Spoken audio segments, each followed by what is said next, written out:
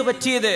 അപ്പൊ അവർ രണ്ട് കാരണം. ഒന്ന്, ഞങ്ങൾ ആണുങ്ങളുമായി മിങ്കിളാവൂല, ഞങ്ങൾ അവരോട് തിക്കും തിരക്കും തോള് പിടിച്ച് വർത്താനം പറയാൻ വന്നവരല്ല, അവരൊക്കെ പോയിട്ട് ഞങ്ങൾ ഒറ്റയ്ക്ക് ഞങ്ങളുടെ ആടിനെ വെള്ളം കുടിപ്പിക്കുക നമ്മൾ ചെയ്യുള്ളൂ. രണ്ട്, അബൂന ഷൈഖുൻ കബീർ, ഞങ്ങൾക്ക് ആങ്ങളല്ല, ഞങ്ങൾക്കൊരു വാപ്പയുള്ളൂ. ആ വാപ്പ ഒരുപാട് പ്രായമായി നടക്കാൻ പറ്റാത്ത വാപ്പയാണ്. ആ വാപ്പാക്ക് ഞങ്ങൾ രണ്ട് മക്കളെ ഉള്ളൂ, ഞങ്ങൾ നിർബന്ധിതാവസ്ഥയിൽ പുറത്തു വന്നതാണ്. അതാണ് പറഞ്ഞതിന്റെ കാരണം. ഞങ്ങൾ എന്തുകൊണ്ട് വന്നു? വെറുതെ ഇങ്ങനെ കറങ്ങാൻ വേണ്ടി ഇറങ്ങി വന്നതല്ല, ഞങ്ങള് മഹറമില്ലാതെ ഇറങ്ങിപ്പോന്നതല്ല. ഞങ്ങൾ വന്നത് ഞങ്ങളുടെ പിതാവിന് സേവനം ചെയ്യാൻ ഞങ്ങൾ രണ്ട് മക്കളെ ഉള്ളൂ. നിർബന്ധിത സാഹചര്യത്തിൽ ഇസ്ലാം അത് അനുവദിച്ചു. നിർബന്ധിത സാഹചര്യമാണോ? നിങ്ങൾ ജോലിക്ക് പോയിക്കോ. ഹലാലായ നിങ്ങൾക്ക് ഒരു ദീനിന് തടസ്സം വരാത്ത ജോലികളുണ്ടോ പെണ്ണുങ്ങളെ, നിങ്ങൾക്ക് ചെയ്യാം, നിങ്ങൾക്ക് ജായിസാണ്. നിങ്ങളുടെ ഭർത്താവ് കല്യാണം കഴിച്ചിട്ട് ഭർത്താവിന്റെ സമ്മതവും ഉണ്ടെങ്കിൽ ചെയ്യാം. ഇല്ലേ, നിങ്ങളത് ചെയ്യേണ്ടത് നിങ്ങൾക്ക് അല്ലാഹു അസൈൻ ചെയ്ത് തന്നിട്ടുള്ള ചില റെസ്പോൺസിബിലിറ്റികളുണ്ട്. അത് ഒരു ഉമ്മത്തിന്റെ, ഒരു കുടുംബത്തിന്റെ, ഒരു വീടിന്റെ, ഒരു നാടിന്റെ പുനഃസൃഷ്ടിയിൽ നിങ്ങൾ ചെയ്യുന്ന നിങ്ങളുടെ കോൺട്രിബ്യൂഷനാണ്. നിങ്ങളെ വീട്ടിൽ തളച്ചിടുക എന്നതിനെ കുറിച്ച് നിങ്ങളോട് പലരും തെറ്റിദ്ധരിപ്പിച്ച് പറഞ്ഞേക്കാം. എന്നാൽ നിങ്ങൾ ചെയ്യുന്ന സേവനം, അതിൻ്റെ അഭാവത്തിൽ കാണുന്ന മഹാനഷ്ടങ്ങളെ നിങ്ങൾ തിരിച്ചറിയുമ്പോഴാണ് എത്ര വലിയ ദൗത്യമാണ് നിങ്ങളുടെ തോളിൽ അള്ളാഹു വെച്ച് തന്നിട്ടുള്ളത് എന്ന് നിങ്ങൾക്ക് മനസ്സിലാക്കാൻ കഴിയുള്ളൂ. ആ പെൺകുട്ടികളിൽ ഒരാൾ പിതാവിനോട് ഈ കഥയൊക്കെ പറഞ്ഞു. അവർ നേരത്തെ വീട്ടിലേക്ക് എത്തിയപ്പോൾ ഷുഐബ് നബി ചോദിക്കുക, മക്കളെ എന്ത് പറ്റി, ഇന്ന് നേരത്തെ വന്നല്ലോ? പറഞ്ഞു, ഉപ്പ ഒരാൾ ഞങ്ങളെ സഹായിച്ചു. ആ കിണറിന്റെ അടഞ്ഞു കിടക്കുന്ന ഭാഗത്തെ പാറക്കല്ല് ഒറ്റക്കയാൾ എടുത്ത് മാറ്റിത്തന്നു, ഞങ്ങൾക്ക് അവിടെ നിന്ന് വെള്ളം തന്നു, ഞങ്ങളുടെ ആടുകളെ കുടിപ്പിച്ചു, ഞങ്ങളിപ്പോ നേരത്തെ എത്തി. അങ്ങനെ ഉപ്പ നമ്മുടെ വീട്ടിലേക്ക് നമുക്ക് ഒരാളെ കൂലിക്ക് വിളിക്കുന്നുണ്ടെങ്കിൽ ഏറ്റവും സത്യസന്ധനായ ഒരാളെ, നല്ല ആരോഗ്യമുള്ള കഴിവുള്ള ഒരാളെയാണല്ലോ നമ്മൾ ജോലിക്ക് വിളിക്കേണ്ടത്. ആരോഗ്യം മാത്രം പോരാ, ആദ്യം പറഞ്ഞെന്താണ്? അൽ അമീൻ, സത്യസന്ധനായ മനുഷ്യൻ. അയാൾ മോശപ്പെട്ട നോട്ടം നോക്കൂല, ആ മനുഷ്യൻ നിങ്ങളെ മോശമായി നിങ്ങളോട് പെരുമാറൂല, ആ മനുഷ്യൻ അള്ളാനെ പേടിക്കുന്ന ആളാണ്, ആരോഗ്യമുണ്ട്, അപ്പോഴേ അവർക്ക് ജോലി ചെയ്യാൻ പറ്റുള്ളൂ. അതുകൊണ്ട് ഉപ്പ, ആ മനുഷ്യനെ നമുക്ക് കൂലിക്ക് വിളിച്ചാലോ? എന്നാ മോളെ, നിങ്ങൾക്ക് ചെയ്ത ഉപകാരത്തിന് നന്ദിയായി ആ മനുഷ്യന് ഞാൻ ഒരു സമ്മാനം കൊടുക്കാൻ ആഗ്രഹിക്കുന്നുണ്ട്, അതുകൊണ്ട് മോള് അയാളൊന്ന് വിളിച്ചു കൊണ്ടുവരേണമേ. അപ്പോ ഷുഐബ് നബിയുടെ മോള്, അവർക്ക് അന്യനായ ഒരു പുരുഷനാണ് മൂസ നബി അലൈഹിസ്സലാം. ഇവിടെ കല്യാണം കഴിച്ചിട്ടില്ല. മൂസ നബി ഒരു പ്രവാസിയാണ്. അവിടെ മൂസ നബിയുടെ നാട് ഈജിപ്താണ്. അവിടെ നിന്ന് കനാനിലെത്തിയിരിക്കുകയാണ്, ഇന്നത്തെ സൗദിയുടെ ജോർഡാനിന്റെ ബോർഡറിൽ. അങ്ങനെ നിൽക്കുന്ന മൂസ നബി അലൈഹിസ്സലാമിന്റെ മുമ്പിൽ എങ്ങനെയാണ് ഒരു പെണ്ണ് നടന്നു വന്നത് എന്ന് വിശുദ്ധ ഖുർആൻ. നമ്മുടെ പെൺകുട്ടികളെ പോലെ നെഞ്ചും വിരിച്ചങ്ങ് നടക്കുകയാണോ? അല്ലെങ്കിൽ കൂളായിട്ട് ഒച്ചയും ബഹളവും വെച്ച് ഉറക്കെ ചിരിച്ച് നമ്മുടെ റോഡുകളിലും ക്യാമ്പസിന്റെ മുമ്പുകളിലും ബസ് സ്റ്റാൻഡുകളിലും റെയിൽവേ സ്റ്റേഷനിലും ഒക്കെ നമ്മൾ കാണുന്ന ഈ ഒരു അച്ചടക്കമില്ലായ്മയോ അല്ലെങ്കിൽ ഒരുതരം ലജ്ജയില്ലായ്മയോ കാണുമ്പോഴേ വല്ലാത്ത വേദന തോന്നാറുണ്ട്. ഇതൊക്കെ അഭിനവ സംസ്കാരമെന്നോ മോഡേണിസമെന്നോ എന്ത് വിളിച്ചാലും ഒരു പെണ്ണിന്റെ സംസ്കാരത്തോട് യോജിക്കാത്തതാണെന്ന ഇസ്ലാം അതിനെ കുറിച്ച് പറയാം. വിശുദ്ധ ഖുർആൻ പറയുന്നു, നോക്കൂ, ഫജാഅതുഹു ഇഹ്ദാഹുമാ തംശി അല ഇസ്തിഹ്യാ ഫജാഅതുഹു, മൂസ നബിയുടെ മുമ്പിലേക്ക് വന്നു, ഇഹ്ദാഹുമാ, ആ രണ്ട് പെൺമക്കളിൽ ഒരാൾ, മുതിർന്നവളായ സഫൂറ ബീവി. എങ്ങനെ വന്നു? തംശി, നടന്നുകൊണ്ട് വന്നു. അവിടെ നമ്മുടെ വിഷയം കിടക്കുന്നത്. അല ഇസ്തിഹ്യാ, ലജ്ജയോടുകൂടെ, നാണത്തോടുകൂടെയാ വന്നത്. ഖുർആൻ തഫ്സീർ പറയാ ഇവിടെ, മാ ജാഅത് ഇലൈഹി ജരീഅതൻ സലീത, അങ്ങോട്ട് ബോൾഡായിട്ട് ഞാൻ എല്ലാറ്റിനും പോന്നവളാണ്, അങ്ങനെ എല്ലാ പെൺകുട്ടി വന്നത് വളരെ സൗമ്യതയോടെ, ഭവ്യതയോടെ, നാണത്തോടുകൂടിയാണ് ആ പെണ്ണ് വരുന്നത്. കാരണം അന്ന മുഖാതബത്തൽ മർഅത്തി ലിറജുലിൻ അജ്നബിയിൻ സ്വഅബത്തുൻ അലൽ അഫീഫ, വ്യഭിചാരം ചെയ്യാൻ ഇഷ്ടപ്പെടാത്ത ഒരു പെണ്ണ് ഒരു അന്യ പുരുഷന്റെ മുമ്പിൽ സംസാരിക്കുന്നത് ഈ നാണത്തോടുകൂടിയായിരിക്കും. കാരണം ചാരിത്രശുദ്ധി ആഗ്രഹിക്കുന്ന ഒരു പെൺകുട്ടി ഒരു അന്യ പുരുഷന്റെ മുമ്പിലേക്ക് ഇടപെടുന്നത് ഈ ലജ്ജയോടുകൂടെയേ അവർക്ക് ഇടപെടാൻ പറ്റൂ. ഇത് മനുഷ്യന്റെ സംസ്കാരമാണ്. ഇസ്ലാമിന്റെ മനോഹരമായ സംസ്കാരവും അച്ചടക്കവും അതാണ്.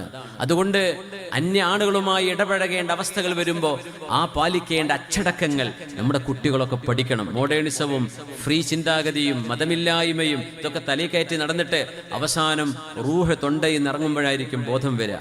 അതുകൊണ്ട് വളരെ പ്രിയപ്പെട്ട വിദ്യാർത്ഥിനികളോട് പറയാം, നിങ്ങളുടെ കൂടെ പഠിക്കുന്ന ചെറുക്കന്മാരായിക്കോട്ടെ, 15 വയസ്സ് കഴിഞ്ഞോ, അവരെ നിങ്ങളൊരു അഡൽട്ടായിട്ട് കാണണം. നിങ്ങളൊരു അഡൽട്ടാണ്. പ്രായപൂർത്തി കഴിഞ്ഞാൽ above your puberty, when you hit your puberty, you are an adult. അങ്ങനെ വരുമ്പോൾ ഒരു അഡൽട്ടിനോട് നിങ്ങൾക്ക് പെരുമാറാൻ ലിമിറ്റുകളുണ്ട്. അത്യാവശ്യം നിങ്ങളുടെ പഠനവുമായി ബന്ധപ്പെട്ട് നിങ്ങളൊരു ക്ലാസ് റൂമിൽ പഠിക്കേണ്ട അവസ്ഥയാണ്. ആ ലേണിങ്ങുമായി ബന്ധപ്പെട്ട് ടീച്ചേഴ്സോ നിങ്ങളുടെ പ്രൊഫസേഴ്സോ നിങ്ങൾക്ക് നൽകുന്ന ചില അസൈൻമെന്റുകളോ ടാസ്കുകളോ ഉണ്ടായിരിക്കാം. അതിൽ നിങ്ങൾക്ക് ഇടപെടേണ്ടി വരുമ്പോൾ പോലും അലസ്തിഹ്യാ, ഒരു പെൺകുട്ടി പാലിക്കേണ്ട അച്ചടക്കം അവിടെ പാലിച്ചേ പറ്റൂ. അതൊക്കെ ഒരു സ്വാതന്ത്ര്യമാണ്. ഇതൊക്കെ നിങ്ങൾക്ക് വഴി തുറന്നു തന്നിരിക്കുകയാണെന്ന് തെറ്റിദ്ധരിക്കരുത്. നിങ്ങൾ ടൂർ പോകുന്നുണ്ടാകാം, കോളേജിൽ നിന്ന് നിങ്ങൾ ഫംഗ്ഷനുകൾ അറ്റൻഡ് ചെയ്യുന്നുണ്ടാകാം, പക്ഷേ ഒരു മുസ്ലിം പെൺകുട്ടി അവിടെ അച്ചടക്കം പാലിക്കണം. ഞാൻ മുസ്ലിം പെൺകുട്ടിയോടെ പറയാം, ലോകത്തെല്ലാ പെൺകുട്ടിയോടും നമുക്ക് പറയാൻ പറ്റില്ല, അവർക്ക് അവരുടേതായ ചിന്തകൾ ഉണ്ടാകാം. പക്ഷേ ഒരു മുസ്ലിം പെൺകുട്ടി അച്ചടക്കം പാലിക്കണം. എങ്ങനെ? മിതമായ സംസാരവും. ഒരു അന്യ പുരുഷനോട് ഞാൻ ഇടപെടുന്നത് ചാരിത്രശുദ്ധി ആഗ്രഹിക്കുന്ന ഒരു പെൺകുട്ടിയാണെങ്കിൽ അവൾ ഖുർആൻ പറഞ്ഞ പോലെയാണ് ജീവിക്കേണ്ടത്. ഫജാഅതുഹു ഇഹ്ദാഹുമാ തംശി അല ഇസ്തിഹ്യാ. റസൂലുള്ളാഹി സ്വല്ലല്ലാഹു അലൈഹി വസല്ലം തങ്ങൾ പറയുമായിരുന്നു, പെണ്ണുങ്ങളെ, അലൈക്കും ബിഹാഫാത്തി തുരീഖ്, നിങ്ങൾ വഴിയുടെ ഓരം ചേർന്നുകൊണ്ടാണ് നടക്കേണ്ടത്. റോഡിന്റെ സൈഡിലൂടെയാണ് നടക്കേണ്ടത്, ഒരു വഴിയുടെ സൈഡിലൂടെ. പുരുഷന്മാർ മധ്യത്തിലൂടെ നടക്കുന്ന വിരോധമില്ല, പക്ഷേ സ്ത്രീകൾ റോഡിന്റെ സൈഡിലൂടെ നടക്കും. ഇത് നബി തങ്ങൾ പഠിപ്പിച്ചതാ സ്വല്ലല്ലാഹു അലൈഹി വസല്ലം. ഫെമിനിസ്റ്റുകളൊന്നും ഒച്ചപ്പാടുണ്ടാക്കാൻ നിൽക്കേണ്ടത്. ഹബീബിന്റെ ചര്യയും ഹബീബിന്റെ സുന്നത്തും ഇസ്ലാമിന്റെ അധ്യാപനങ്ങളും മുസ്ലിം ഉമ്മത്തിനോടാണ് പറയുന്നത്. ഓക്കെ, പെൺകുട്ടികൾ നടക്കേണ്ടത് അങ്ങനെയാണ്. അലൈക്കുന്ന ബിഹാഫാത്തി തുരീഖ്, നിങ്ങൾ വഴിയുടെ മധ്യത്തിലൂടെ നെഞ്ചുവിരിച്ച് നടക്കരുത്. അതിനൊരു അച്ചടക്കമുണ്ട്. നിങ്ങളുടെ സൗന്ദര്യങ്ങളിൽ, നിങ്ങൾ അണിയുന്ന ആഭരണങ്ങളിൽ, വളകളും മോതിരവും മാലയും കാതിലും കഴുത്തിലും നിങ്ങളുടെ പാദസരത്തിലും നിങ്ങൾ അണിയുന്ന ആഭരണങ്ങളെക്കാളും നിങ്ങൾക്ക് സൗന്ദര്യം നൽകുന്ന ആഭരണം എന്താണെന്നറിയോ പെൺകുട്ടികളെ? അത് നിങ്ങളുടെ ലജ്ജയാണ്, നിങ്ങളുടെ നാണമാണ്, നിങ്ങളുടെ സംസ്കാരമാണ്. അതില്ലെങ്കിൽ എന്തുണ്ടായിട്ടെന്താണ്? ഇതിനൊക്കെ ഇസ്ലാമിനെ നിഷ്കർഷിക്കാനും പറയാനും വിഷയങ്ങളുണ്ട്. റസൂലുള്ളാഹി സ്വല്ലല്ലാഹു അലൈഹി വസല്ലം തങ്ങളുടെ പരിശുദ്ധമായ ഹദീസുകളിലൂടെ ഹബീബായ നബി തങ്ങൾ എങ്ങനെയായിരുന്നു നടന്നിരുന്നത് എന്ന് സ്വഹാബികൾ പറയുകയാണ്. ഇദാ മശാ തഖല്ല, ഹബീബായ നബി തങ്ങൾ നടക്കുകയാണെങ്കിൽ കഅന്നമാ യൻഹത്തു മിൻ സബബിൻ, ഒരു ചെരിവിൽ നിന്ന് താഴെ ഇറങ്ങുന്ന പോലെ കാൽ ബോധത്തോടെ കരുത്തോടുകൂടെ എടുത്തു വെച്ചുകൊണ്ട് നടക്കുന്ന നടത്തമായിരുന്നു ഹബീബിൻ്റേത്. അതിൽ അഹങ്കാരമില്ലായിരുന്നു, സൗമ്യതയും ഭവ്യതയും എളിമയും ഉണ്ടായിരുന്ന നടത്തമാണ് ഹബീബിൻ്റേത്. ധീരതയുള്ള ഉലുൽ അസ്മുകളായ അമ്പിയാക്കന്മാരുടെ നടത്തമായിരുന്നു അത് സ്വല്ലല്ലാഹു അലൈഹി വസല്ലം. അല്ലാമ ഇബ്നുൽ ഖയ്യിം തങ്ങളുടെ ഒരു വിവരണമുണ്ട് നടത്തങ്ങളെക്കുറിച്ച്. സാദുൽ മആദിൽ അദ്ദേഹം 10 തരത്തിലുള്ള നടത്തങ്ങളെ സംബന്ധിച്ച് പറഞ്ഞിട്ടുണ്ട്. 10 തരത്തിലുള്ള നടത്തങ്ങൾ, അതൊന്നും ഇപ്പോൾ ഞാൻ പറയുന്നില്ല. ഒന്ന് തമാവുത്ത്, മെല്ലെ കുഴഞ്ഞടക്കുക. പിന്നെ ഹൗജ എന്ന് പറഞ്ഞാൽ ധൃതി പിടിച്ചു ഓടുക. ഹവൻ എന്ന് എംഷൂന അലൽ അർളി ഹൗന, മൃദുലമായ നടത്തം. 4 സഅയ് എന്ന് പറഞ്ഞാൽ ഒരൽപ്പം സ്പീഡിൽ നടക്കലാണ്. അത് കഴിഞ്ഞാൽ റംല് സഅയിനേക്കാളും സ്പീഡാണ്. റംല് ചെയ്യാന്ന് പറയും. സഫാ മർവക്കിടയിൽ നടക്കുമ്പോഴേ നമ്മൾ ആ പച്ച ലൈറ്റ് വരുന്നിടത്ത് സ്പീഡിൽ നടക്കൂലേ, അതിന് റംല് എന്നാ പറയാം. റംല് നടത്തമാണത്. റസൂലുള്ളാഹി സ്വല്ലല്ലാഹു അലൈഹി വസല്ലം തങ്ങൾ ഖബബ് എന്ന് പറയും. ഖബ്ബ ഫീ തവാഫിഹി 3 വമശാ 4. തവാഫ് ചെയ്യുമ്പോൾ 7 റൗണ്ട് പോകണം. ആ 7 റൗണ്ട് ചെയ്യുമ്പോൾ ആദ്യത്തെ 3 റൗണ്ട് ധൃതിയിലാണ് നടക്കേണ്ടത്. ഒരു ചെറിയ ധൃതിയിൽ നടക്കണം, ഓടല്ല എന്നാൽ വെറുതെയുള്ള നടത്തവുമല്ല, ഒരു ധൃതിയിലുള്ള നടത്തം. പിന്നെ 4 നോർമൽ നടത്തമാണ് നടക്കേണ്ടത്. പുരുഷന്മാർക്ക് പ്രത്യേക സുന്നത്താണത്. തവാഫ് ചെയ്യുമ്പോൾ സഅയ് ചെയ്യുമ്പോൾ അതും പുരുഷന്മാർ, പെണ്ണുങ്ങൾ ഓടരുത്. പച്ച ലൈറ്റുള്ള സ്ഥലം ഹാജർ ബീവി ഓടിയ സ്ഥലം എന്ന് പറയും. അതായത് സഫാ കുന്നിന്റെ താഴ്വരയാണത്. ആ താഴ്വര ചെന്ന് തുടങ്ങുന്ന ഭാഗമാണ് പച്ച ലൈറ്റ് ആരംഭിക്കുന്നത്. ഉംറക്ക് പോയവർക്ക് ഞാൻ ഈ പറയുന്ന പച്ച ലൈറ്റ് മനസ്സിലാവും. ആ തവാഫ് സഅയ് ചെയ്യുന്ന ഹാളിൽ കാണുന്ന പച്ച ലൈറ്റ്, അത് തുടങ്ങുന്നത് സഫാ കുന്നിങ്ങനെ അവസാനിച്ചിരുന്ന സ്ഥലം. ഇപ്പൊ അതൊക്കെ ബ്രേക്ക് ചെയ്ത് നിരപ്പാക്കിയിട്ടുണ്ട്. അതുകൊണ്ട് നമുക്കറിയില്ല, നബി തങ്ങൾ സല്ലല്ലാഹു അലൈഹി വസല്ലം തങ്ങൾ സഫാ താഴ്വരയിലെത്തിയാൽ ധൃതി പിടിച്ച് നടന്നിരുന്നു. ആ സ്ഥലമാണ് ഇപ്പൊ ഈ പച്ചലൈറ്റുള്ളത്.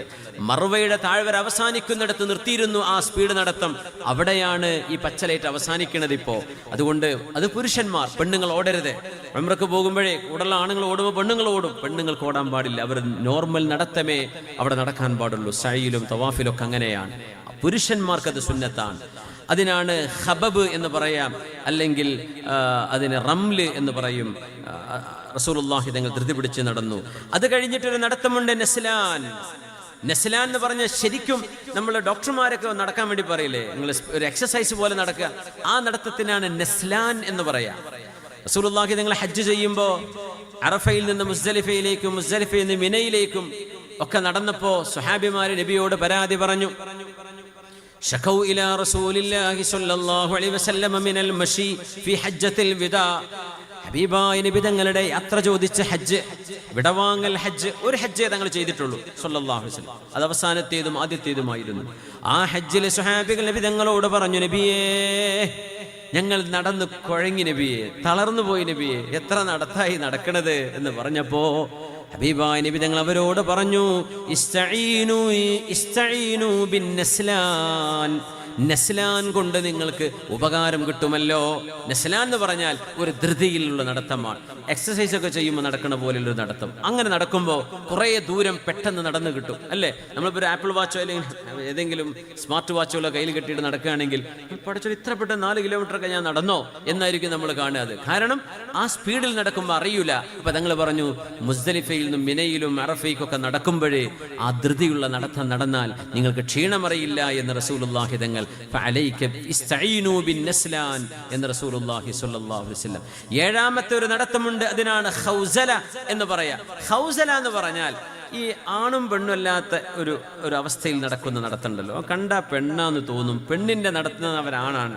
നപുംസകളായ ആളുകൾ നടക്കുന്ന നടത്തം എന്നാണ് ആ വാക്കിന്റെ അർത്ഥം. അങ്ങനെയൊക്കെ പറയുമ്പോൾ വലിയ ഒച്ചപ്പാടുണ്ടാവുന്ന കാലമാണ്. ഖൗസല എന്ന് പറയാം. ഒരു പുരുഷനും വെറുതെ ഒരു പെണ്ണ് നടക്കുന്ന പോലെ നടക്കാൻ പാടില്ല. ഒരു പെണ്ണിനെ പോലെ ഊരയൊക്കെ ഒന്ന് കുഴഞ്ഞിട്ടും ഒന്ന് ചെരിഞ്ഞിട്ടും ആ നടത്തം പുരുഷന്മാര് നടക്കരുത്. അള്ളാഹ് അങ്ങനെ പടച്ചു തന്നെ അങ്ങനെയാണെങ്കിൽ അവർക്ക് അള്ളാഹ് പുറത്തു കൊടുക്കും. അല്ലാത്തവർ പെണ്ണിന്റെ നടത്തം നടത്തരുത്. നമ്മളെ പെൺകുട്ടികളും ആൺകുട്ടികളും ഒക്കെ ഈ നാടകങ്ങളും പല കലാപരിപാടികളും ഒക്കെ സ്കൂളിലും മദ്രസയിലൊക്കെ നടക്കുന്നുണ്ട്. പല കലാപരിപാടികളും നടത്തും. ഒരിക്കലും ഒരു പെൺകുട്ടിയെ ആൺവേഷം ധരിപ്പിച്ചുകൊണ്ടോ ഒരു ആൺകുട്ടിയെ പെൺവേഷം ധരിപ്പിച്ചുകൊണ്ടോ അവരെ അത്തരം കാര്യങ്ങൾ ചെയ്യിപ്പിക്കരുത് എന്നാണ് ശർഈന്റെ തീരുമാനം. അള്ളാഹിന്റെ ദീൻ അതാ പറയാം.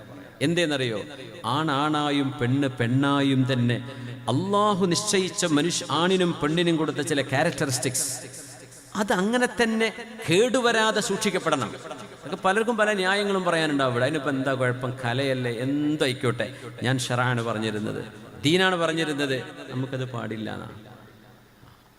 ആൺകുട്ടികൾ പെൺകുട്ടികളെ പോലെയോ പെൺകുട്ടികൾ ആൺകുട്ടികളെ പോലെയോ വേഷം ധരിക്കുകയോ മുടി വളർത്തുകയോ നടക്കുകയോ നടത്തത്തിൽ പോലും ആണ് പെണ്ണിന്റെയോ പെണ്ണാണിന്റെയോ നടത്തം പോലും അനുകരിക്കുന്നത് ഹറാമാണ്. അത്രയും ഗൗരവത്തിലാണ് ശറഅ് പറയുന്നത്. അതുകൊണ്ട് നമ്മളൊക്കെ ഇത്തരം വിഷയങ്ങൾ പാലിക്കുക. ഇതൊന്നും ഇന്ന് പറയാനോ പറഞ്ഞത് കേൾക്കാനോ ആൾക്കാരുണ്ടാവില്ല. ഇത് പറഞ്ഞാൽ പിന്നെ വലിയ വിവാദം വലിയ വിഷയങ്ങളൊക്കെയാണ്. അതൊന്നും ഇവിടെ വിഷയമുള്ള കാര്യമില്ല. നമ്മൾ ശരിയാച്ച പറയുന്നത്, അത് കേൾക്കേണ്ടവർ മാത്രം കേട്ടാൽ മതി. അൽ ഖഹ്ഖറ അതൊരു നടത്തമാണ്. ഖഹ്ഖറ എന്ന് പറഞ്ഞാൽ ബാക്കോട്ട് റിവേഴ്സ് നടക്കുക എന്നാണ്. ബാക്കോട്ട് നടക്കുക അത് അത്ര പുണ്യമില്ലാത്തൊരു നടത്തമാണ്. തിരിഞ്ഞിട്ട് നടക്കുക വേണ്ടത്. റജഅ അൽ ഖഹ്ഖറ എന്ന് പറയും. പിന്നെ 9ാമത്തെ നടത്തമുണ്ട് അൽ ജംസ എന്ന് പറയുന്നത്. അത് നടക്കുന്ന ആള് ചാടി നടക്കുന്ന നടത്തമാണ്. ഒരു ചാട്ടം ചാടിയിട്ട് നടക്കുന്ന നടത്തം, അതിന് ജുംസ എന്ന് പറയും. 10ാമത്തെ ഒരു നടത്തമുണ്ട് തബഖ്തുർ. ആ നടത്തം അഹങ്കാരത്തിന്റെ നെഞ്ചു വിരിച്ചുള്ള ഒരു സ്ലോ നടത്തമുണ്ട്. ഒരു സ്ലോ മോഷനിൽ നടക്കണ പോലെ ഒരു നടത്തമുണ്ട്. അങ്ങനെ നടത്തം ഒരു മുതലാളി നടന്നപ്പോഴാണ് ഫഖസഫ്നാ ബിഹി വബിദാരിഹിൽ അർള്, അയാളെയും അയാളുടെ വീടും നാം ഭൂമിയിലേക്ക് ആഴ്ത്തിക്കളഞ്ഞു എന്ന് പറഞ്ഞത്. അത് ഈജിപ്തുകാരനായ മൂസ നബിയുടെ കാലക്കാരനായിരുന്ന ഹാറൂനിനെയായിരുന്നു എന്ന് മുഫസ്സിരീങ്ങൾ പറയും. അവൻ ആ ഒരു നടക്കുമ്പോഴാണ് പിടിച്ചു താഴ്ത്തിയത് ഭൂമിയിലേക്ക്. അയാളും അയാളുടെ കൊട്ടാരവും തോട്ടങ്ങളും ഉണ്ടായിരുന്ന സ്ഥലം ഇന്ന് ഈജിപ്തിലെ കൈറോവിൽ നിന്നൊരു 120 കിലോമീറ്റർ അപ്പുറത്ത് ഫയ്യൂം എന്ന് പറയുന്നൊരു തടാകമായി മാറിയിട്ടുണ്ട്. അവിടെ ഭൂമി കുഴിഞ്ഞു പോയതാണ്. ഇയാളുടെ വാസസ്ഥലം അവിടെയായിരുന്നു ഖാറൂനിൻ്റേത്. അയാളുടെ കൊട്ടാരം അവിടെയായിരുന്നു അത്രേ. അവിടെയാണ് പിടിച്ചിട്ട് പടച്ചോൻ താഴേക്ക് മറിച്ചിട്ടത്. ഇന്ന് അവിടെ ചെന്നാൽ ഒന്നിനും കൊള്ളാത്ത ഒരു ജലാശയമായിട്ട് ഇങ്ങനെ കിടക്കുകയാണത്. ഞാൻ പോയി കണ്ടിട്ടുണ്ട്, കണ്ട ആൾക്കാർ വേറെ ഉണ്ടായിരിക്കും. ഫയ്യൂം എന്നാണ് അങ്ങോട്ട് പറയാ. ഫഖസഫ്നാ ബിഹി വബിദാരിഹിൽ അർള്, അവനെയും അവന്റെ വീടും ഭൂമിയിലേക്ക് നാം താഴ്ത്തിയതാണ്. കാരണം അവൻ അഹങ്കാരത്തിൽ നടന്നതാണ്. ആ നടത്തത്തിനാണ് തബഖ്തുർ എന്ന് അറബിയിൽ പറയാം. ഇങ്ങനെ നടത്തങ്ങൾ പലവിധമാണ്. ഓരോന്നും ഇങ്ങനെ ഇറങ്ങുമ്പോഴല്ലേ മനസ്സിലാവുള്ളൂ ഓരോന്നിൻ്റെയും വിവരണങ്ങളും അതിൻ്റെ അത്ഭുതങ്ങളും ഒക്കെ. റസൂലുള്ളാഹി സ്വല്ലല്ലാഹു അലൈഹി വസല്ലം തങ്ങളുടെ വിശുദ്ധമായ നടത്തത്തെക്കുറിച്ച് പറഞ്ഞിടത്ത് ഹബീബായ തങ്ങൾ സ്വഹാബികളോട് കൂട്ടമായി നടക്കാൻ പറയും. നബി തങ്ങൾ പലപ്പോഴും സ്വഹാബികളോട് ഒരുമിച്ച് കൂടി നിന്ന് നടക്കാൻ പറയും. എന്തിനെന്നറിയോ? മനുഷ്യന് പ്രയാസമുള്ള, ബുദ്ധിമുട്ട് വരുന്ന, തിക്കും തിരക്കുമുള്ള അനുഭവങ്ങൾ മനുഷ്യന് ശീലിക്കാൻ വേണ്ടി തന്നെ. തങ്ങൾ പറയുമായിരുന്നു, തമഅദദു വഖ്ശൗശിനു വഖ്ശൗശിബു. തമഅദനു എന്ന് പറഞ്ഞാൽ മഅദ് ബിനു അദ്നാൻ എന്ന നബി തങ്ങളുടെ വല്ലിപ്പയുടെ പേര് മഅദ്. മഅദിനെ പോലെ ആവണം എന്നതാണ് തമഅദദു എന്ന് പറഞ്ഞതിനർത്ഥം. തമഅദദു, മഅദ് ബിനു അദ്നാനിനെ പോലെ. മഅദ് ബിനു അദ്നാനിന്റെ വസ്ത്രാലങ്കാരവും നടത്തവും അയാളുടെ ആ ഒരു ഗാംഭീര്യമുള്ള നടത്തവുമൊക്കെ നിങ്ങളൊന്ന് പഠിക്കണം. പിന്നെ പറഞ്ഞു, വഖ്ശൗശിനു, നിങ്ങൾ കഷ്ടപ്പാടുകൾ അറിയണേ, അനുഭവിക്കണമേ. എപ്പോഴും സുഖം, എപ്പോഴും റാഹത്ത് അങ്ങനെ വേണ്ട. ചിലപ്പോൾ ചെരുപ്പില്ലാതെ നടക്കേണ്ടി വരും, ചിലപ്പോൾ കഞ്ഞിവെള്ളം കുടിച്ച് പട്ടിണിയായിട്ടെങ്കിലും കിടക്കേണ്ടി വരും, ചിലപ്പോൾ ഫാന് പോലും കറങ്ങാനില്ലാണ്ട് ചൂടത്ത് കിടക്കേണ്ടി വരും. ഇതൊക്കെ മക്കളെ ശീലിപ്പിക്കണം. വഖ്ശൗശിബു, നിങ്ങൾ ജീവിതത്തിന്റെ ചില പ്രയാസങ്ങളൊക്കെ അറിയണം. എന്നാലേ ചില പ്രയാസങ്ങൾ വരുമ്പോൾ നമ്മുടെ മക്കളോ നമ്മളൊക്കെ കുടുങ്ങിപ്പോകും. അതുകൊണ്ട് നബി തങ്ങൾ സ്വഹാബികളോട് ചിലപ്പോൾ ഒന്ന് കൂട്ടമായിട്ട് നടക്കെന്ന് പറയും. ഇവിടെ ഈ ഹദീസ് പറയുമ്പോൾ ഹജ്ജിനെ കുറിച്ച് പറയും മഹാന്മാർ. എന്തെന്നറിയോ? ചില ആളുകൾ ഹജ്ജിന് പോയാൽ മിനിമം 3 മില്യൺ ആളുകൾ. 3 മില്യൺ ആളുകൾ എന്ന് പറഞ്ഞാൽ എത്രയായി? 30 ലക്ഷം ആളുകൾ. 30 ലക്ഷം ആളുകൾ ഒരു സ്ഥലത്തങ്ങ് ഒരുമിച്ച് കൂടിയാൽ തിക്കും തിരക്കല്ലേ. ഇപ്പൊ തന്നെ എന്താ ഹറമിന്റെ ഒക്കെ അവസ്ഥ?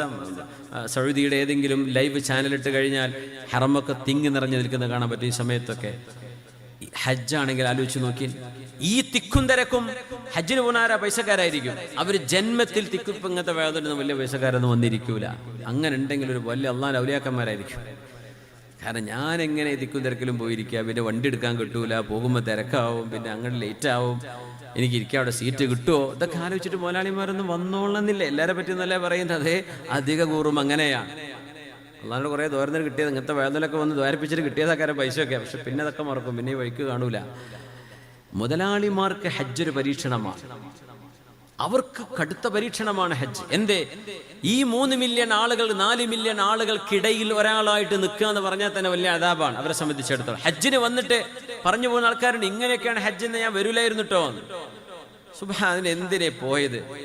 ആ പോയ കൂലിയൊക്കെ പോയില്ലേ?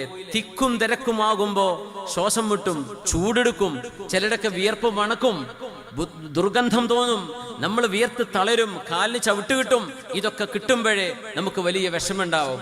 ഈ ത്യാഗങ്ങൾ സഹിക്കുന്നിടത്ത് ഖുർആൻ പറഞ്ഞു, ഫലാ റഫഥ വലാ ഫുസൂഖ വലാ ജിദാല ഫിൽ ഹജ്ജ്. ഹജ്ജ് നടക്കുമ്പോ വായിൽ നിന്ന് മോശപ്പെട്ട വാക്ക് വരരുത്, അവിടെ തർക്കിക്കാൻ നിൽക്കരുത്, അവിടെ ഒച്ച വെക്കരുത്. എന്തേ?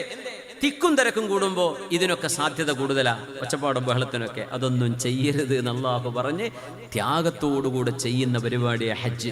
ആൾക്കൂട്ടങ്ങൾ ഒരുമിച്ച് നടക്കുമ്പോ അവിടെ പ്രയാസം തോന്നും. ഒരുമിച്ച് ഒരു ചെറിയ സ്ഥലത്ത് കൂടെ നടക്കാന്ന് പറഞ്ഞാൽ തിക്കും തിരക്കും അല്ലേ?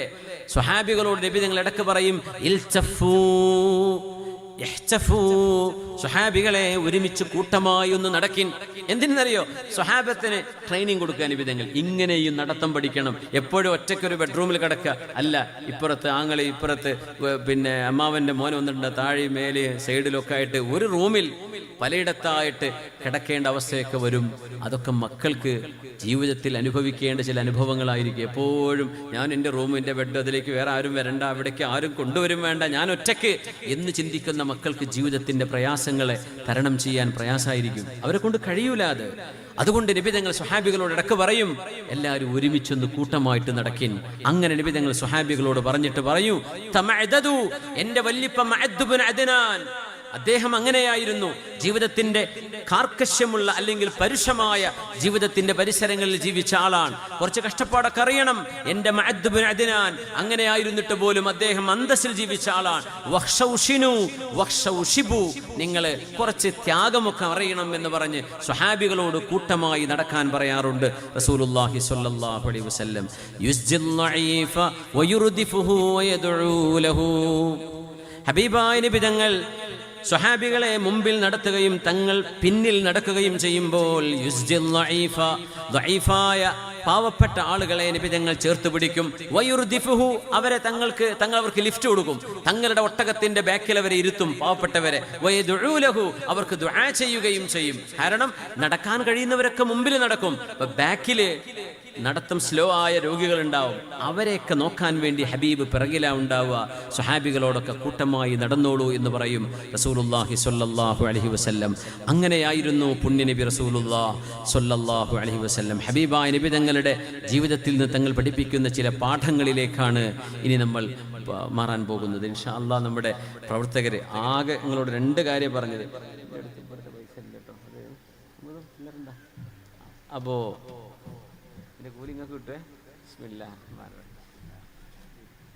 അപ്പോ ഈ ബക്കറ്റ് വരുമ്പോഴേ ഒന്ന് കാര്യമായിട്ടൊന്ന് സഹായിക്കണേ. എത്ര പറഞ്ഞാൽ പോരെ? പോരെ അല്ലേ? നന്നായിട്ട് സഹായിക്കാൻ. എന്തറിയോ, നമ്മളെ വീട്ടിൽ ഇപ്പോൾ ഒരു ചെറിയൊരു സൽക്കാരം ഉണ്ടാക്കണേ, 4 കസേര ടാർപ്പായും വാങ്ങി അതിൻ്റെ ബില്ല് എത്രയാണെന്ന് അറിയും. ഇപ്പോൾ ഈ പരിപാടിക്ക് ഈ മൈക്കും സൗണ്ടും ലൈറ്റും ഇതൊക്കെ ചെയ്തിട്ടില്ലേ, ഈ കസേരൊക്കെ വാടക കൊടുക്കണ്ടേ? ഇവരൊക്കെ കൂലിപ്പണിക്കാരും ചെറിയ ചെറിയ വരുമാനക്കാരായ നമ്മുടെ സാധാരണക്കാരായ നമ്മുടെ സുഹൃത്തുക്കളാണ്. അതുകൊണ്ട് അവരുടെ ഒരു പിരിശം കൊണ്ട് ഹെബ്ബുണ്ട്. ഈ കുഞ്ഞുമാൻ എന്നൊക്കെ പറഞ്ഞാൽ എപ്പോഴും കാണാൻ വേണ്ടി എയർപോർട്ടിലേക്ക് വരും, വീട്ടിലേക്ക് വരും, എവിടെ ചെന്നാലും അവിടെ ഉണ്ടാവും. അങ്ങനെ ഒരു സ്നേഹബന്ധത്തിൻ്റെ പേരിൽ ഒഴിഞ്ഞു മാറാനോ അല്ലെങ്കിൽ അങ്ങനെ ഇല്ലയെന്ന് പറയാനോ പറ്റാതെ നമ്മളുണ്ടല്ലോ ഒരു ബന്ധം കൊണ്ട് കുടുങ്ങിപ്പോവുക. അത്രയും സ്നേഹബന്ധത്തിൻ്റെ പേരിലാണ് എനിക്കിവിടെ വരാൻ ഇങ്ങനൊരു ഡേറ്റും സംഭവമൊക്കെ ഉണ്ടായത്. അതുകൊണ്ട് അവർക്കൊന്നും ഇതൊരു ഭാരമാവരുത്. എല്ലാവരും നഖമഴിഞ്ഞ് ഒന്ന് കീശയിലൊക്കെ ഉള്ള ഏറ്റവും നല്ലതിട്ട് കൊടുക്കുക. വളരെ ചെറിയ അതൊന്ന് കൊടുത്തിട്ടൊന്ന് വെറുതെ ഒഴിവാക്കി വിടല്ലേ കേട്ടോ. ഇൻഷാ അല്ലാഹ് അള്ളാഹു കൂലി തരട്ടെ.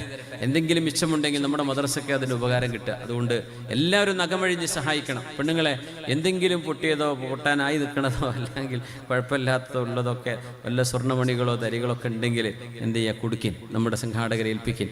അള്ളാഹു ബറക്കത്ത് ചെയ്യട്ടെ, അള്ളാഹു സ്വീകരിക്കട്ടെ, പടച്ചോൻ കബൂൽ ചെയ്യട്ടെ. പുണ്യനിബിതങ്ങൾ ബിലാൽ റളിയല്ലാഹു അൻഹുവിനോട് നിബിതങ്ങളുടെ തൊപ്പി കൊടുത്തിട്ട് പറയും, ബിലാലെ ഈ തൊപ്പി കൊണ്ടിട്ട് ആളുകളോട് പറയണേ അതിൽ പൈസ ഇട്ടെന്ന് പറയണമെന്ന് പറഞ്ഞ് നിബിതങ്ങൾ തൊപ്പിട്ട് കൊടുക്കും. അത് കയ്യിൽ പിടിച്ചിട്ട് ബിലാൽ റളിയല്ലാഹു അൻഹു ആൾക്കാരുടെ അടി കൂടെ ഇങ്ങനെ നടക്കുന്ന നിബിതങ്ങൾ പൈസ തരാൻ വേണ്ടി പറഞ്ഞിട്ടുണ്ട്. അങ്ങനെ സ്വഹാബികൾ നാണയത്തുട്ടുകൾ ഇട്ട് കൊടുക്കും റളിയല്ലാഹു അൻഹു. അതിൻ്റെയൊക്കെ ഒരു രീതിയാണ് ഈ ബക്കറ്റ് വിരുവ് എന്നൊക്കെ പറയുന്നത്. നിബിതങ്ങൾ ചെയ്തതാ സല്ലല്ലാഹു അന്ന് ബക്കറ്റല്ല, തങ്ങളുടെ ഒരു കലൻസുവത്ത് തൊപ്പിയുണ്ട്, ആ തൊപ്പിയെ കൊടുത്തേക്കുക. അത് ബിലാൽ തങ്ങൾ ഇങ്ങനെ ആൾക്കാരുടെ അടി കൂടെ ഇങ്ങനെ പോരും. സുബ്ഹാനല്ലാഹ്, യാ അല്ലാഹ്, എന്തൊരു മനോഹരമല്ലേ. ഹുത്തുബ നടക്കുമ്പോഴേ ഒരു കാര്യം പറയാം, ഇവിടെ പള്ളിയിലുണ്ടോ ഒന്നും എനിക്കറിയില്ല. സാധാരണ ഹുത്തുബ നടക്കുമ്പോൾ ഇമാം മെമ്പർമ കയറേണ്ട ഒരു ബക്കറ്റ് കൊടുത്തയക്കല്. ദയവ് ചെയ്ത് കമ്മിറ്റിക്കാർ ശ്രദ്ധിക്കുക. ജുമുഅ തുടങ്ങിയാൽ പിന്നെ അവനെൻ്റെ വാച്ചോ ഫോണോ പോലെ തൊട്ടാൽ ഫഖദ് ലഗാ, ജുമുഅന്റെ ഹുത്തുബയുടെ പുണ്യം ഒക്കെ നഷ്ടപ്പെട്ടു പോകും. ലഘവ് ചെയ്തു മൻ മസ്സൽ ഹസ്വ ഫഖദ് ലഗാ. അപ്പോൾ പിന്നെ എങ്ങനെ പോക്കറ്റിൽ നിന്ന് പൈസ ഒക്കെ എടുത്തിട്ട് ബക്കറ്റ് കിടുക? അത് ലഘുവല്ലേ. അതുകൊണ്ട് പള്ളിയിൽ പിരിവ് വേണോ, ഒന്നുകിൽ ഹുത്തുബ തുടങ്ങിയിട്ട് മുമ്പ് നടത്തണം ബക്കറ്റ് കൊടുത്തയക്കലൊക്കെ. ഇല്ലേ ജുമുഅ ഹുത്തുബ കഴിഞ്ഞ് നിസ്കാരം കഴിഞ്ഞതിന് ശേഷം. ഹുത്തുബ നടക്കുന്നിടയ്ക്ക് ഈ ബക്കറ്റ് കൊടുത്തു വിടാൻ പാടില്ല. നമ്മുടെ ഹുത്തുബയെ അത് ബാധിക്കും.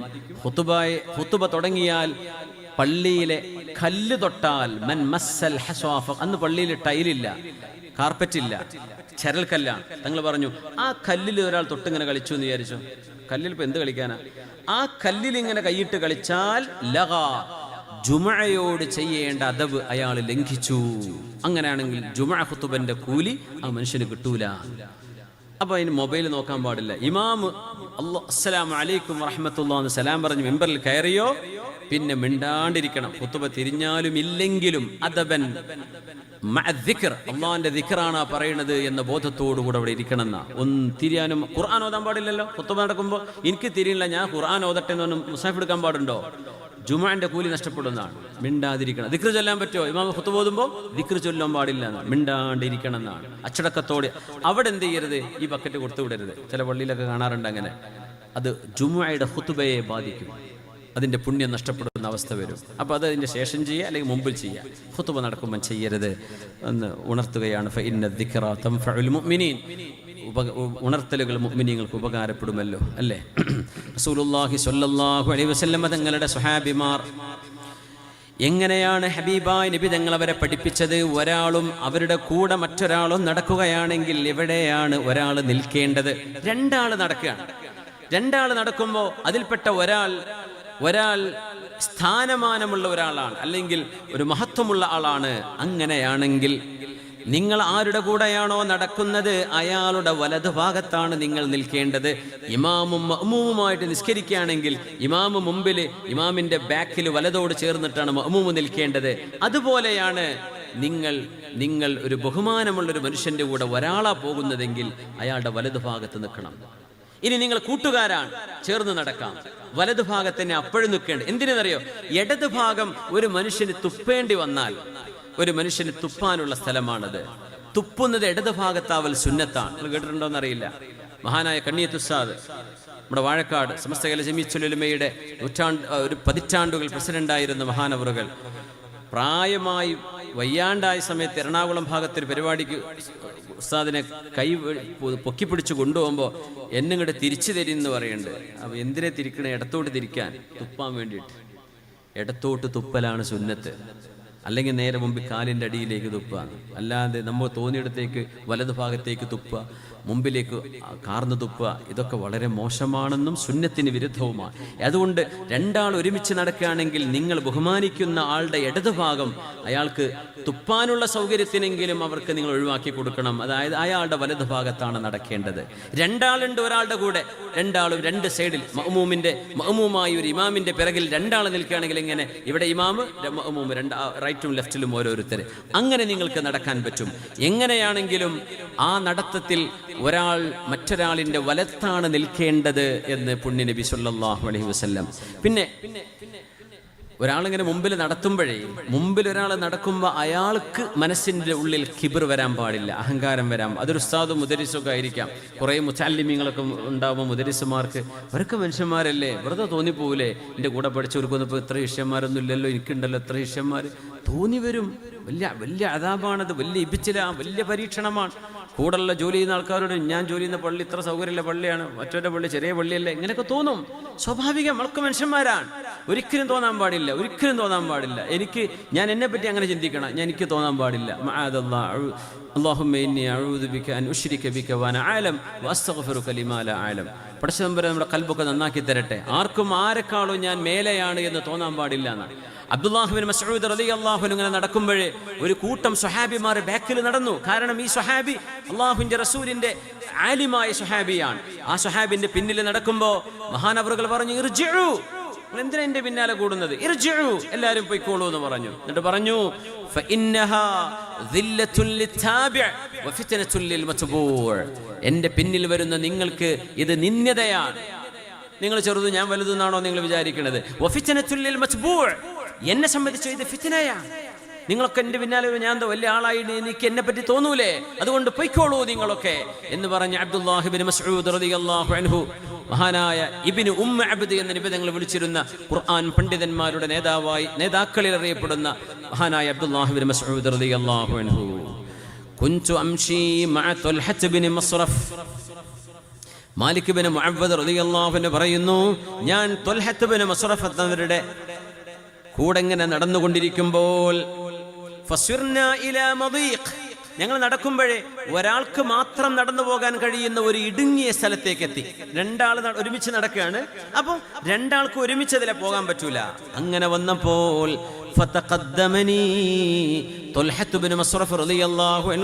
എന്റെ മുമ്പിൽ നടന്നു. അദ്ദേഹം ആദ്യം കണ്ട് നടന്നു, ഞാൻ ബാക്കിൽ നടന്നു. ഒരാൾക്കേ ഒരു ഇടുങ്ങിയ വഴിയൊക്കെ ഉണ്ടാവില്ലേ, ഒരാൾക്കേ പോകാൻ പറ്റൂ. അങ്ങനെ ഞാൻ ബാക്കിൽ നടന്നു. മഹാനായ തുൽഹത്ത് ബിൻ മസ്റഫ് റളിയല്ലാഹു അൻഹു എൻ്റെ മുമ്പിൽ നടന്നു. എന്നിട്ട് എന്നോട് പറഞ്ഞു, മാലിക് ബിൻ മുഅവ്വദ് തങ്ങൾ പറയാണ്, എന്നോട് തുൽഹത്ത് ബിൻ മസ്റഫ് തങ്ങൾ പറഞ്ഞു, മാലിക് ബിൻ മുഅവ്വദേ ലൗ കുൻതു അഅലമു അന്നക അക്ബറു മിന്നി ബിയൗമിൻ, നിങ്ങൾ എന്നെക്കാൾ ഒരു ദിവസമെങ്കിലും മുതിർന്ന ആളാണ് എന്ന് ഞാൻ അറിഞ്ഞിരുന്നുവെങ്കിൽ, എന്നെക്കാളും ഒരു ദിവസം നിങ്ങൾക്ക് ഏറെയുണ്ട്, എന്നെക്കാളും മൂത്ത ആളാണ് എന്നെനിക്കറിയുമായിരുന്നുവെങ്കിൽ മാ തഖദ്ദംതുക, നിങ്ങളെ നിർത്തിയിട്ട് ഞാൻ ആദ്യം ഇതിലേക്ക് കടന്നു പോകില്ലായിരുന്നു. പക്ഷേ നിങ്ങൾ എന്നെക്കാളും പ്രായം കൊണ്ട് താഴെയല്ലേ, അതുകൊണ്ടാണ് ഞാൻ മുമ്പിൽ നടന്നത്. ഇങ്ങനെയാണ് അല്ലാഹുവിൻ്റെ റസൂലിൻ്റെ അനുഭവങ്ങളിൽ നിന്ന് ഞങ്ങൾ പഠിച്ചത്, ഞങ്ങൾ അറിഞ്ഞത് എന്ന് മഹാനായ ത്വൽഹത്ത് ബിൻ മസ്റഫ് റളിയല്ലാഹു അൻഹു. അപ്പോൾ ഒരു ദിവസത്തിന് മുതിർന്ന